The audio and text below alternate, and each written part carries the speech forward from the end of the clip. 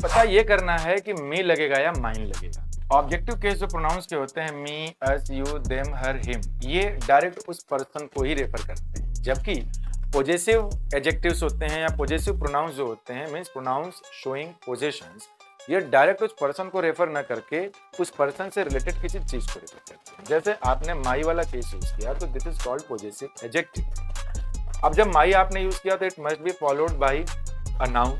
तो जाहिर सी बात है माई बोलने का मतलब मैं नहीं हूं मुझसे रिलेटेड कोई चीज, योर बोलने का मतलब तुम नहीं हो तुमसे रिलेटेड कोई चीज। तो ये माई प्लस नाउन एक साथ लिखना है तो ऐसे लिखिए, या फिर आप ये चाहते हैं कि आप इस नाउन के रिपीटिशन को हटाएं, जाहिर सी बात है कि पहले कहीं आया होगा, हटाना चाहते हैं और पोजीशन माई का ही दिखाना चाहते हैं, नाउन हिडन करना चाहते हैं, तो इन दोनों जगह पे आप यूज कर लेंगे माइन। यानी कहीं पे आपने अगर माइन यूज किया है तो इसका ये मतलब नहीं है कि बात मेरी हो रही है, इसका मतलब है कि मुझसे रिलेटेड किसी चीज की बात हो रही है। वैसे ही कहीं पे आपने योर्स लिख दिया है तो इसका ये मतलब नहीं है कि बात तुम्हारी हो रही है, इसका ये मतलब है कि समथिंग रिलेटेड टू यू। अब इतनी बात आपके समझ में आ गई होगी। अब इधर आते हैं, मान लेते हैं कि आपको अंग्रेजी में बोलना है मेरा एक दोस्त, तो जनरली लोग क्या करते हैं कि बोल देते हैं माई अ फ्रेंड या माई वन फ्रेंड। तो ये गलत होता है। ये क्यों गलत होता है बता दें। ये जो लिखा गया है friend this is called singular countable noun, तो लोग उसी का ट्रांसलेट कर देते हैं, ये बन जाता है एक डिटरमिनर, ये बन जाता है एक डिटरमिनर। दोनों के दोनों ग्रुप एक डिटरमिनर्स हैं। A is used to refer to something indefinite, जबकि my is used to refer to something definite. तो कोई एक नाउन एक ही समय में डेफिनिट इंडेफिनिट नहीं हो सकता, तो उस लॉजिक से गलत हो गया। और कॉन्सेप्ट भी है कि we can not use two determiners of group A together.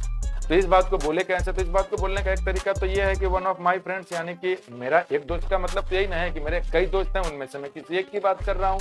तो इस बात क्या तो आप ऐसे बोल दीजिए कि वन ऑफ माई फ्रेंड्स। अब आपको एक बात समझ में आएगी, ये जो वन लिखा गया है एक, ये माई फ्रेंड्स में से बाहर निकाला गया, तो यहाँ पे कई सारे होंगे तो ये हमेशा प्लूरल फॉर्म में ही लिखा गया। वन ऑफ माई फ्रेंड्स का मतलब है कि ये वन इसी में से एक है, तो वो भी फ्रेंड ही है। तो अगर आप इस वन को वन न लिख कर के अ फ्रेंड से रिप्लेस कर दें तो कोई दिक्कत तो होनी नहीं चाहिए, यानी कि वन का मतलब हो गया अ फ्रेंड।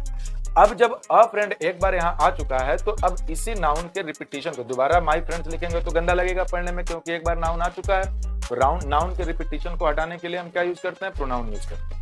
यानी कि अ फ्रेंड ऑफ माई फ्रेंड्स होना चाहिए, लेकिन फ्रेंड्स एक बार आ चुका है तो दोबारा तो लगाएंगे नहीं, तब यहाँ आएगी। मैंने यहाँ बताया था आपको कि my plus noun is equal to mine. तो जब कभी एक ऐसी कंडीशन बन जाए कि वो नाउन एक बार आ चुका है, दोबारा उसी का रेफरेंस देना है, तो दोबारा न लगा करके कोई प्रोनाउन लगा दे। तो यहाँ पे माई फ्रेंड्स न लिख करके my plus noun is equal to mine. तो जाहिर सी बात है कि अगर ऑफ लग जाए तो ऑफ जो होता है वो पार्ट एंड टोटल के रिलेशन को बताता है। तो इसके पहले नंबर आ गया तो ये पार्ट हो गया, तो पार्ट तो इसी का है। तो जाहिर सी बात है कि एक बाहर निकाल लिया तो ये एक से ज्यादा ही होगा। अच्छा, किसी के मन में ये आया होगा कि सर अगर मी लगा देंगे तब, तो मी का मतलब होता है कि मैं खुद अपनी बात कर रहा हूँ और मैं तो अकेला ही हूँ ना। तो अ फ्रेंड ऑफ मी, तो मैं हूँ ना, तो मेरा कैसा कोई कईयों में से एक फ्रेंड निकल जाएगा। तो इसका मतलब ये निकल रहा है कि एक फ्रेंड है लेकिन मेरे कई सारे फ्रेंड्स हैं, उनमें से एक की बात हो रही है। तो ये पार्ट है और ये टोटल है। अब आइए इस एग्जाम्पल, यहाँ बोला गया अ टीचर, तो अ टीचर ऑफ लगा दिया गया। ऑफ का मतलब यह है कि एक निकाला यहाँ से गया, तो यहाँ पर्सन तो होगा ही नहीं, यहाँ पे कई सारे टीचर्स होंगे, तो यानी इसका मतलब है कि a teacher of my teachers. तो वो माई टीचर्स में से टीचर के रिपीटिशन को अवॉइड करने के लिए my plus noun is equal to mine. यहाँ जो आंसर आएगा वो माइन का। Thank you.